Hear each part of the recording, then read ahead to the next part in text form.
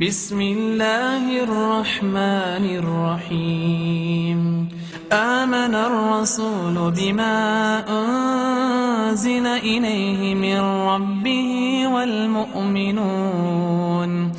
كل آمن بالله وملائكته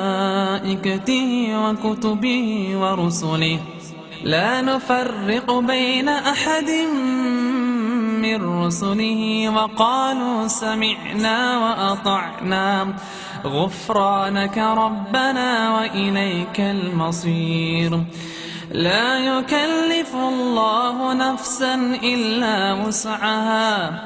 لها ما كسبت وعليها ما اكتسبت ربنا لا تؤاخذنا إن نسينا أو أخطأنا